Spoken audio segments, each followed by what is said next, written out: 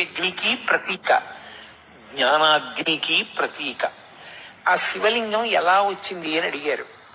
ఆ శివలింగం ఎలా వచ్చింది, ఎందుకు వచ్చింది అన్న దాని మీద చాలా విశేషమైనటువంటి వ్యాఖ్యానం చేశారు.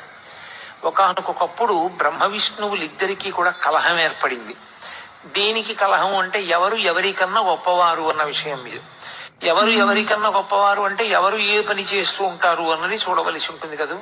సృష్టికర్త బ్రహ్మగారు, స్థితికర్త శ్రీ మహావిష్ణువు. ఈ సమస్త భౌతములను నేను సృజిస్తే కదూ వాటిని నిలబెట్టడం అన్నది, వాటిని పోషించడం అన్నది. అసలు నేను సృజించకపోతే ఇంకా నిలబెట్టడం అన్న మాట ఎక్కడ వస్తుంది? నువ్వు సృజిస్తే నిలబెట్టకపోతే ఆ సృష్టికి అందం ఎక్కడ ఉంటుంది? కాబట్టి వాళ్ళిద్దరి మధ్య వాదోపవాదాలు పెరిగాయి.